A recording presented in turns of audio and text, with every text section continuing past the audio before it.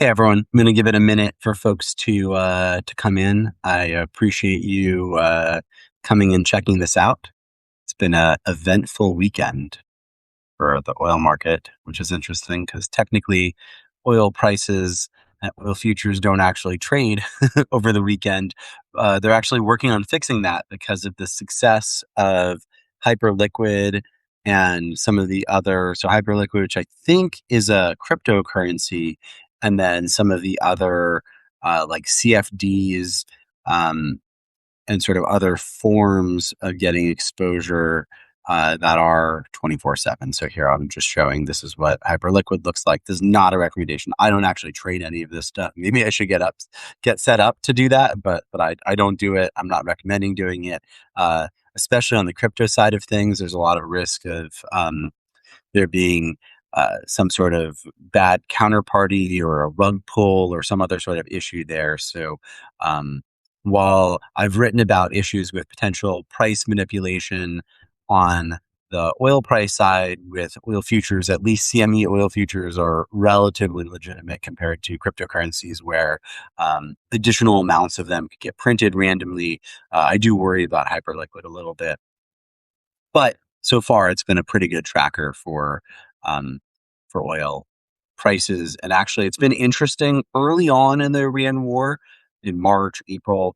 You'd see these big disconnects between where, hey, Grant, um, the big disconnect between where oil futures, or sorry, the weekend oil would trade and then when oil futures would start trading again on Sunday nights. And we've actually been seeing a way tighter spread there. So it does look like whomever it is that's trading oil, starting at, what is it, 4 p.m. or 5 p.m. here in Houston, um, is also apparently more active on Hyperliquid and on CFDs and various other spots where people are trading these things. So, um, caveat caveat emptor to the degree that I'm not set up to trading this stuff, and I'd be scared to have any of my money in almost any cryptocurrency, especially ones that are relatively new, where in too many cases, I mean, I have friends that made and lost absolute fortunes on these various coins and tokens and various other things, which is not the point of this. But I did actually, while I'm talking about that, just for a minute, I'll talk about this. So I used to write a lot for Seeking Alpha. It was sort of the early equivalent for me of what I'm doing here on Substack. And um, it was fun to get to write about stuff, share thoughts. And there was a great audience, a lot of thoughtful people that would share different perspectives and good way to get feedback on stuff.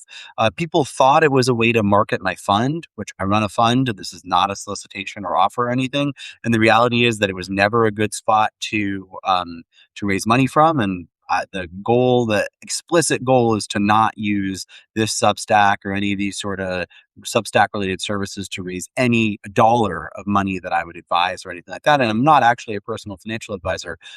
I own the general partner and I'm the largest investor in investment fund. And that's my day job and that's what I do.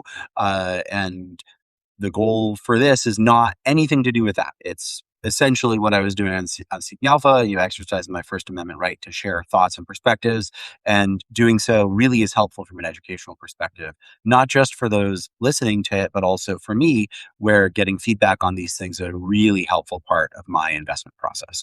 So, seeing a comment, learned a lot about crypto back in the day. Yeah. So I tried writing this article about how all of these cryptocurrency exchanges were getting hacked and how it was just a terrible idea, agnostic to the price direction for Bitcoin. It was a terrible idea for folks to have their money in these things that it seemed like were getting knocked off one by one. Imagine if banks were uninsured and you had money in bank number 9 and bank number 1 down the street gets robbed and everyone loses their money. And then bank number 2, 6 months later, 2 weeks later, it doesn't matter, gets robbed. And then bank number 3, and you're sitting there in bank number 9 depositing your money. Like, just stupid. It was very clear that eventually this was a time where I think they had just started a closed-end fund, which I think now is an ETF and not a closed-end fund, holding Bitcoin, and there were various other sort of mechanisms. And actually, the firm, I think I was writing this at the time I was chairman of Ironbridge, which was this Canadian publicly traded oil and gas company, which, by the way, was one reason I was doing this, writing articles and building a online presence, partly because I was publishing stuff for my investment firm. It was getting plagiarized, and that was annoying. And so I wanted a bigger presence on social media and a bigger audience to be able to sort of address that. And it still happens sometimes, but easier to address more directly. And people will sometimes steal your stuff anyway, but the consequences are there, and I think they're better understood. Um, and then there was this other the other thing I guess I was doing with the social media, whatever, is I occasionally go active on public companies because unfortunately there's often a principal agent problem, not just in oil and gas public companies, but broadly, where people who are hired to run companies often have different incentives than the owners of those companies, especially passive minority shareholders. And on occasion, it's made sense to go active. And this was a very weird thing where I became at I can't remember the age, 32 or something, chairman of the board of a publicly traded company in Canada that was very well known. It had been a $1 billion+ market cap just a couple of years, 3 years before that. It was in this hot new oil shale play, which is now the most productive oil shale play in all of Canada, in sort of a Gold Creek. Trying to think of what else they call it. There were like three different names for it. But essentially, the Gold Creek area, where now Whitecap is putting up essentially 3,000 barrel a day initial production rate wells on land that people told me was worthless. So anyway, I become chairman, and there's no media, and no one, like, whether they didn't care, they were like actively suppressing it, and there were all kinds of weird things going on there. Where eventually we had hostile bids from very powerful private equity backed companies with affiliation with the Canadian pension plan and all kinds of other weird stuff. So who knows what was really going on? But what I know for sure is that there was almost no media attention, and there was a whole lot of negative attention from the sort of same set of folks that sometimes are negative about me on social media these days, the sort of scammers and like royalty folks that really hate when you compete with their source of ultra cheap deals, and the alleged experts that try to charge everyone tons of money for random stuff. Anyway, so there was all this negative attention, but almost no media attention. And so my thought was, hey, if no one will cover this, I will. And I will just sort of build a following and draw attention to these things. And so those are the strategies. Anyway, so they would not let me publish this article on Seeking Alpha about how there was enormous risk. Essentially, there had been this saying for a while from the original like Bitcoiners, not your keys, not your coins. And so getting back to that analogy of, owning having your money in bank number 9 as they're going down the street and robbing bank 1, bank 2, bank 3, at some point you're at real risk. And again, I have a number of friends that lost huge amounts of money, or would have lost huge, or would have made a huge amount of money if their stuff hadn't been stolen early on with Bitcoin and various other cryptos. And they would not let me publish it. And I don't know why. And I don't think the editor who was there at the time who rejected it is there anymore. And I think their head editor person who I emailed about it, who had been communicative about other stuff and was a great person, and just would not talk about this and just said, that's it. That's our decision. Um, I don't know why they wouldn't let me talk about it. And there was a lot of, I think, discussion on social media about this stuff, but in financial publications, there were very few real debates or discussions about hacking and about people losing their crypto and so on at the time. And so that was actually a big disappointment. And that was one of the reasons I actually went ahead and launched something on Substack rather than on Seeking Alpha. I got asked this because I have all these followers on Seeking Alpha, sort of like better known there. And I'm not really the type to go and try to cannibalize. It's not like I've written or tried to address those folks saying, hey, I mean, I think some of them know that I have this Substack, but I'm not trying to cannibalize Seeking Alpha's audience or anything like that. It would have been a little easier, but I just didn't want to have that sort of editorial oversight where there would be material lack of alignment, where I didn't have anything to gain. I wasn't trying to push anything in particular, but it was very clear to me that there would be many, many more hacks and robberies and so on, which unfortunately there have been. And in the crypto space and in other spaces like that. And that to me was a bad sign in terms of being somewhere where I would be dependent on that sort of editorial bias. I do actually worry. I posted on social media yesterday, got very little attention, but X has gone down, in my view, a sort of dark path. The app's not working as well as it used to. It's sort of like diversified, except it's not even diversified. It's just gotten worse over time.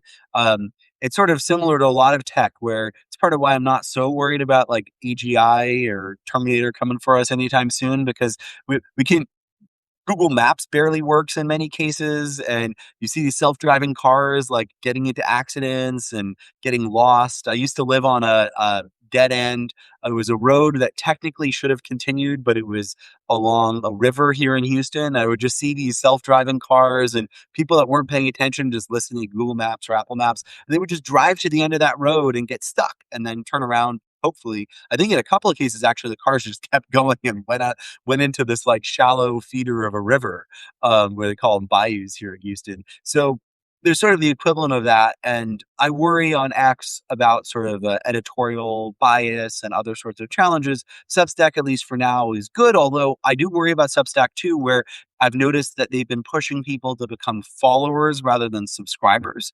And that might sound like a money thing, but almost every Substack like mine has a free subscription option.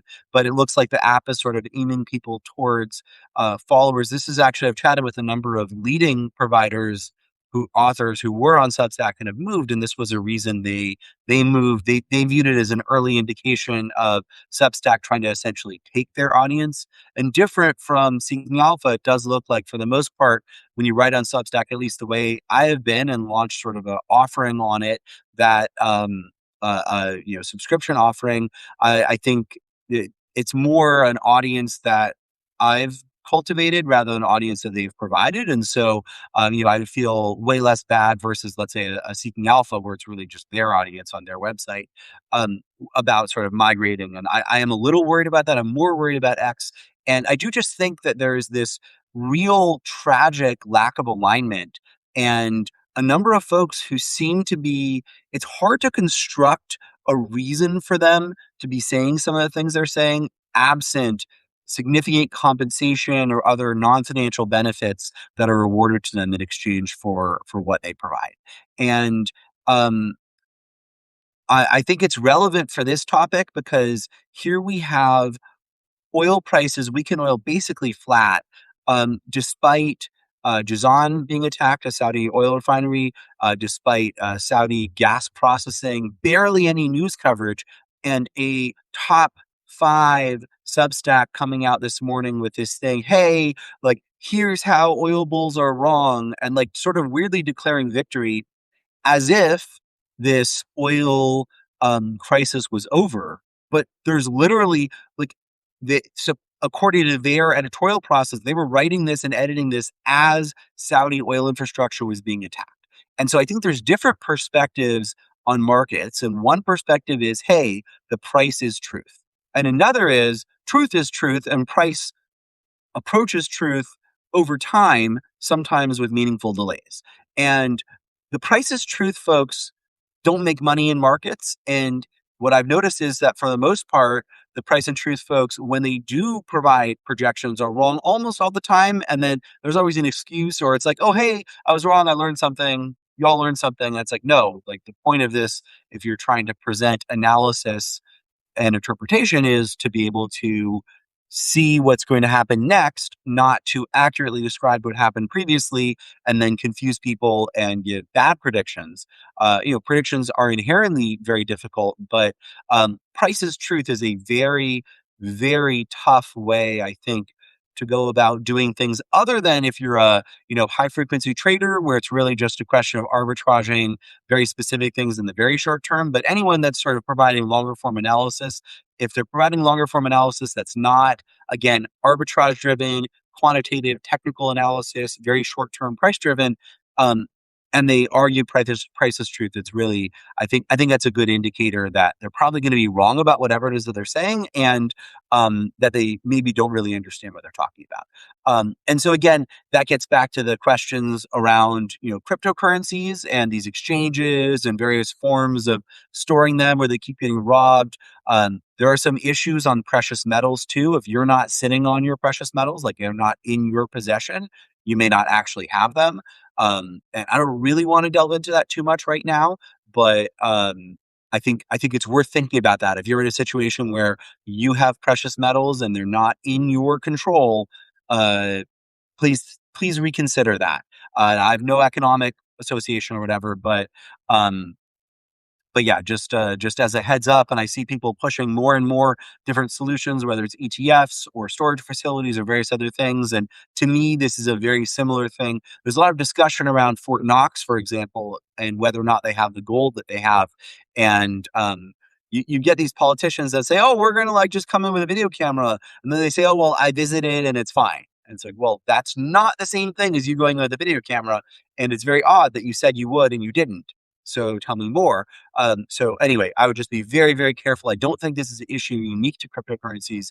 I am, let's say, more probably in the camp of precious metals than crypto because it's more tangible and because there are some supply limitations that are inherent. In a way that's not the same. They're not making new metals, precious metals that are on the periodic table in the same way as they're making new cryptocurrencies. So I'm generally philosophical, and I don't really have exposure to either right now, other than very small personal ownership of physical precious metals that are in essentially my possession. Safe deposit boxers are sort of equivalent, I think, to physical possession versus depositories or ETFs or various other things. Okay, so we are in the middle of this series of attacks on critical energy infrastructure from a global perspective, whether it's the attacks on oil and refined product and refineries and so on, infrastructure in Russia and in Ukraine, whether it's the attacks on Saudi infrastructure, which are continuing and happened as recently as in the last 24 hours, and just continue to be happening.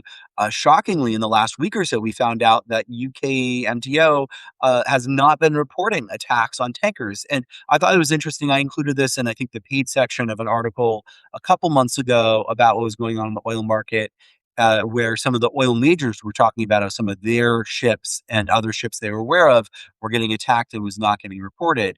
And so apparently there were 4 oil tanker attacks in the last week, and 3 of them were not reported. And whether there's an obligation to report them or not, um, there's a reality, which is I think there was an expectation that these, global or national reporting agencies and regulatory agencies and so on would report these things. And they had been more consistently earlier on in the conflict, and they no longer are.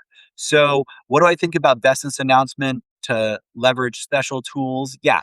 I mean, they're leveraging tools for bonds and for yen, but somehow people think that they would not leverage similar tools for oil. Stunning. I mean, I just don't understand. At some point, you go from it being tinfoil hat to being red hat or just no hat. Like there's a point where they tell you they are doing it, where I think it makes sense to believe it, which leads to the question of if they tell you they're manipulating something, why would you want to bet against them? And my observation is that historically, there have been government bets against prices, and those lead to both shortages and much higher prices over the short to medium term. So the more I see evidence that there's price manipulation, the more overt manipulation there is in related markets like currencies, like bonds, the more likely it seems to me that there is manipulation, whether it's just through job owning or through job owning and releases of SPRs and other reserves, which both of which are happening, or possibly incomplete disclosures, whether it's by UKMTO or by the IEA or maybe even by the EIA, which has had real reporting issues, which incidentally have been reported on by Reuters and various other sort of mainstream media outlets to almost no attention from investment banks, from themselves. Like in many cases, I've chatted with them, and they've really not. There's so many interesting big articles and investigations to do as investigative journalists and headlines to publish that have been not pursued for various reasons, that are curious to me. And so, whether you go and you stop at that point where the EIA had a persistent bearish bias in their reporting on gasoline demand, as measured by Reuters, 80% of the time, weekly gasoline demand estimates had to be revised upward from the weeklies to the monthlies in the EIA reports.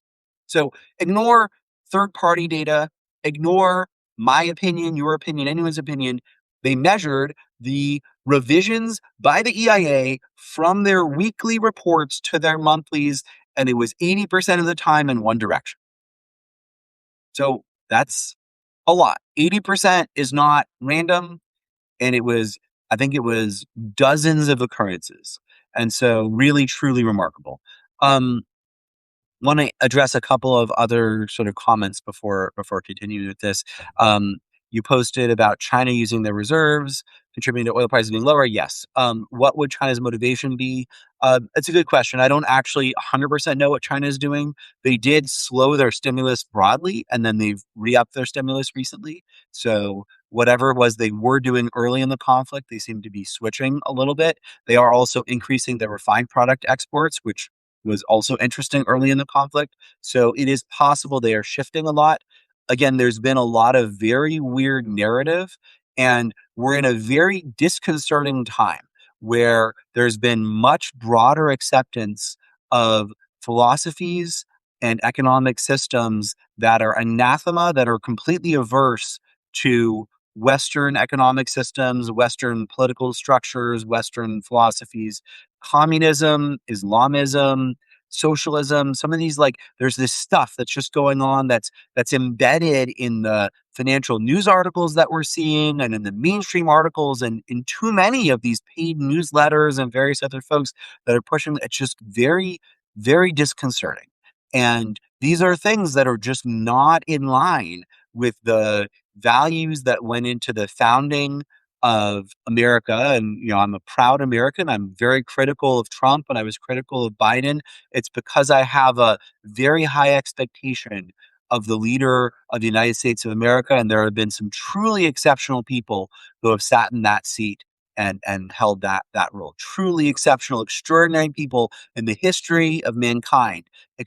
Some of the most impressive of those people have been presidents of the United States, and it's been just an absolute shame to see some of these other folks sitting in that office, sort of parroting, almost like a monkey or a sloth or some other sort of thing instead of a human, and those sorts of roles have been very, very disappointing. So I've been critical of it, but I think America has a very important place in the world, and I think other countries and other leaders look to America. They may deny this, they may say all kinds of different stuff, but there was sort of this concept of America as sort of like a light on the hill, as a sort of a example, sort of a I mean, it's almost like biblical a little bit, this sort of like the obligation and that sort of. So it's very disconcerting to see these things and to see this sort of degradation of leadership and corruption and political and economic corruption and so on.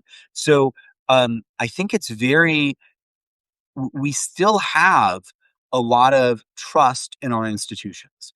And we still have this sort of innate belief, like Gelman amnesia is very broad here in the US, where people will say, XYZ article, I know this is wrong because I know this thing. And then they'll just flip to the next page and they'll read the next page of the newspaper or the next post by XYZ Substack author or the next Twitter post by a journalist or whatever. And they'll just ignore that the last one that they read, where they know something about it, was just either completely fabricated or very politically aligned in a direction that's very disconcerting. And then you see this insanity where one of the two major political parties, and there are two political parties that I think have valid perspectives on a number of different things. And it's been very beneficial to the US to have competing political parties, this sort of two-party system. It's been fantastic for America for essentially hundreds of years. And it's been different parties that were sort of the two parties, but it's been a great system. And it's very disconcerting to see one of those two parties lean in. One of them on grift, sadly, and the other on socialism, and to embrace this sort of democratic socialists or whatever. Like, it's just very disconcerting. These are economic systems that are corruption is shown to completely degrade economic systems, and socialism is the, there's not been a case in either for either essentially like crony capitalism or deep sort of institutionalized corruption or socialism, and there's a lot of overlap between those two systems. There's not been a case historically where there's been that sort of instantiated system and economic success. So it's really disconcerting. Why does that matter? Because we are being told that energy infrastructure being attacked does not matter. We're being told that oil prices are being held down, and then we're being told, oh, well, the price is low, therefore the price should be low. And I think if that sounds strange to you, like it does to me, then I think that's healthy. I think that's a reasonable starting point. It's not partisan. It's not, in my view, biased. I think it's just rational. And so approaching this as a rational human being, looking at this, my view is broadly that there are great opportunities to capitalize on this. And none of this is financial advice, clearly, based on, as you can tell from my rants on politics and philosophy and political philosophy and whatever, leading into this.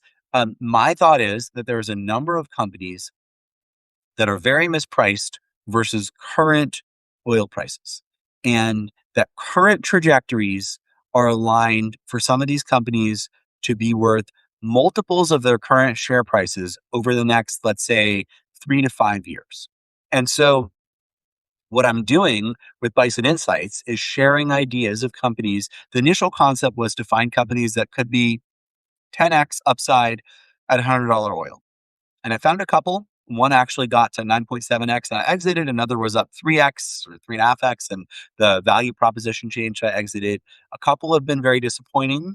Overall, they're up almost 100% over, it's been now just over a year as a composite, not including taxes, not including trades, because none of that's just a composite of ideas, and it's not financial advice, but it's tracking very well relative to what I was hoping to accomplish. And I continue to find really interesting ideas and share them. And then I continue to provide updates where relevant. I'm not running an investment bank type service. It's not, the goal is to help educate and inform, not to provide official research coverage or to be a broker or to be anything other than just to share my unvarnished perspective on these things, to disclose what I own and whether I own a lot or a little of a thing, and to disclose when I own a lot more of the thing or not.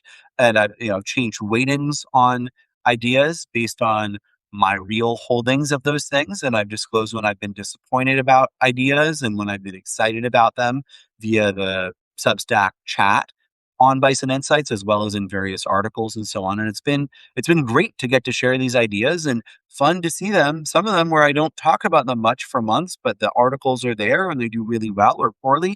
And to just see sort of to sharing these ideas and see the performance of them, and then share as there's material updates. And so far so good. These ideas have been great. I have some more ideas that I'm excited to share over the next few months, and some more analysis to share on my view on this sort of longer term bull market, which I think has more upside. It's more of that sort of 250 WTI potential over the next, let's say, 3 to 5 years into this next major oil bull market that's coming, that could get accelerated to the extent that the attacks on Saudi oil infrastructure and other infrastructure get worse, to the extent that we keep getting told that things are fine and that prices keep getting suppressed, which, when you think about it economically, there's what all you need really to understand this is like Econ 101 and Econ 201, really understanding demand and supply curves and how supply and demand meet to set price, and how there's, whether it's an efficient curve type approach or whether it's just a pure, let's say, straight line of supply and demand with the solution being essentially price. And then, in the oil market, it's a little more complicated, or there's sort of an allowance for error.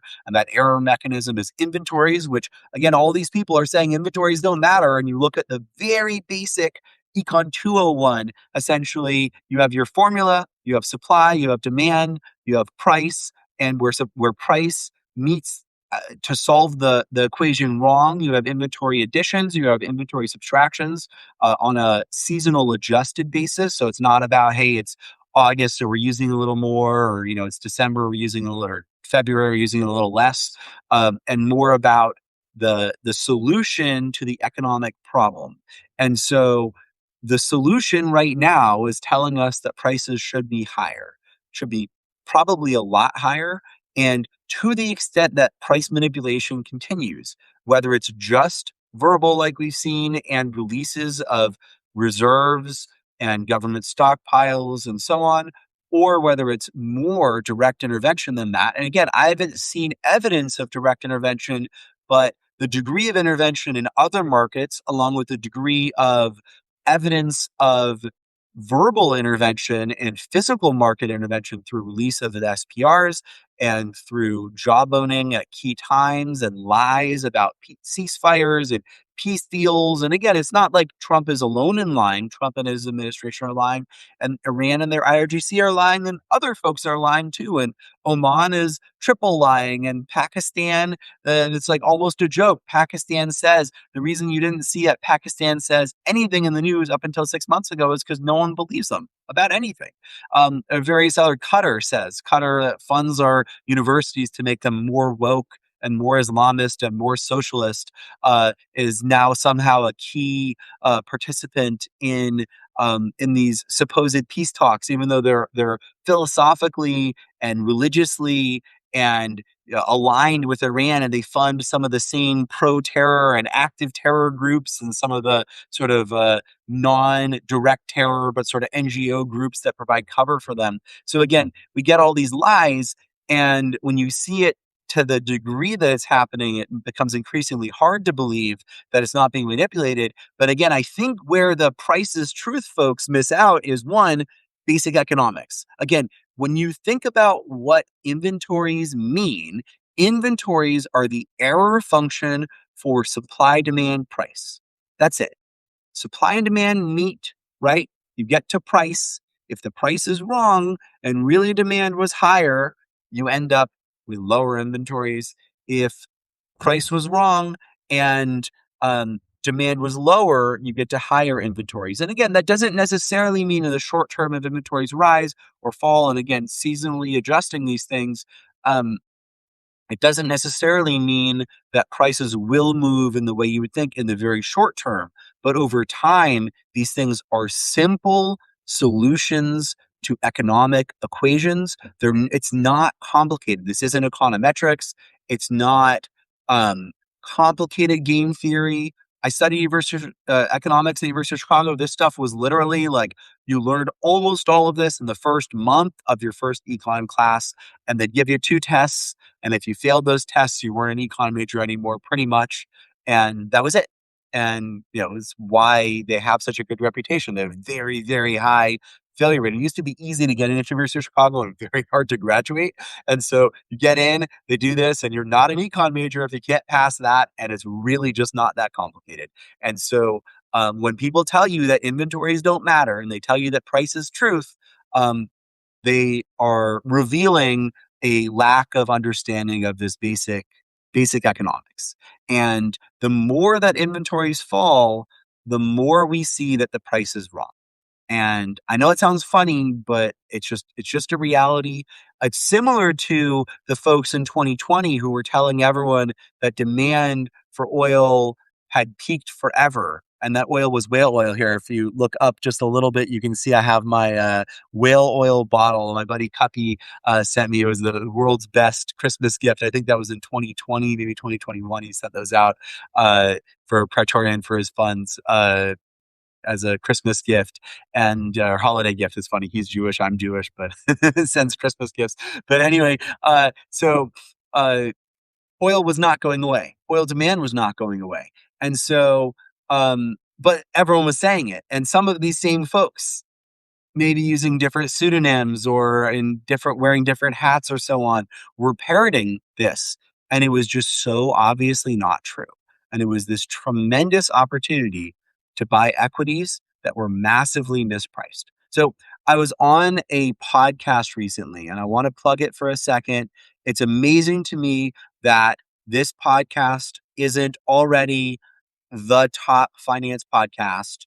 And I'm just so impressed by the host of this. And here, let me pull this up. Um, Ethan is brilliant, and he's had some of the most impressive people in finance on, in my opinion, on this podcast. It's called Odds on Open. It's sponsored by actually a commodity market maker that's had some interesting oil market stuff over time that I've seen and learned something from. But Ethan is brilliant.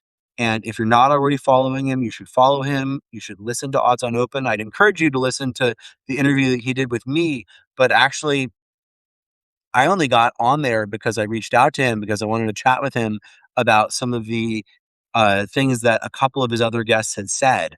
And he was interested in chatting with me because his sponsor does a lot of trading in oil markets. And, I think it made sense, even though he's pretty focused on the quant side, to also chat with me, I guess, as a sector specialist in the oil and gas space. But I'd really encourage you to check it out. I'm sort of surprised more people haven't seen it yet. I think it'll come. And go ahead and ask. This is fun. I think I'll probably publish this, but it's fun to get to ask or get to address real-time questions on these things. And I do this for the Bison Insight subscribers uh, pretty regularly. And we get to chat about sort of specific ideas that I've shared for informational and educational purposes. I'm not your financial advisor, and I'm not their financial advisor. The only financial advice I provide is to the investment firm where I manage the investment fund, where I'm the largest investor. We have family offices and high net worth folks invested, and it's only for accredited investors, and none of this is solicitation. But that's the only spot. And even those people, I'm not their advisor. I just advise this fund, and everything else that I say should just be taken for the amount that it's costing you, which is zero here, and for the de minimis cost, essentially just to cover the time associated with communicating it. I'm not your advisor. Figure all this stuff out for yourself, and hopefully, I'm helpful in sharing these things, in you figuring out what's going on. Okay, I think I'm actually going to close this up and open up a subscriber space. It looks like one of my top ideas might be getting bought out. There's been some public speculation around that and some interesting stock price movements, as well as some interesting changes, changers in the holder list. So I want to chat with folks about that, along with a few other things that are coming up. And then I have a couple of interviews of CEOs of companies that I've profiled. And I will just say this here, I've gotten asked all kinds of questions about conflicts and other stuff. So eventually, possibly, just like Ethan on Odds on Open has accepted a sponsor for his podcast, but it does not appear at all to impact questions he asks, what he says. I may at some point have advertising on Bison Insights. It's a media company. It's a media thing. Maybe I'll do that. I don't know. But as of right now, the way I get paid in life is basically, well, it's three things. One, I get paid a de minimis amount of money from X for posting on it. I'm really appreciative. I have so many followers there, and it's been wonderful and awful simultaneously. But Elon Musk pays me a tiny bit. I guess now it's XAI, which is now SpaceX. So I'm getting paid by one of the largest publicly traded companies, a tiny amount of money to post. I get paid by my investment firm, predominantly just as a share of profits realized. And again, I'm a largest investor in it. So it's very, very aligned. That's how I make most of my money in life. And then secondarily, I charge money for subscriptions for paid subscribers to Bison Insights. And I've actually raised the price on that substantially. So when you sign up, you get locked in on a price and that's it.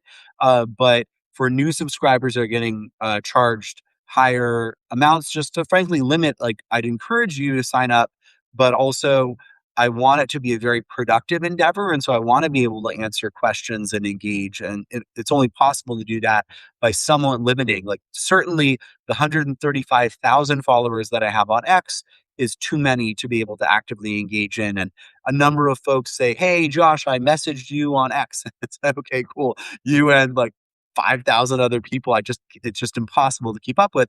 On Substack, it's been possible to keep up with. And so one of the mechanisms, purely from an economic perspective, is sort of rationing attention via price. So that price is probably going to keep going up, but it's up a lot.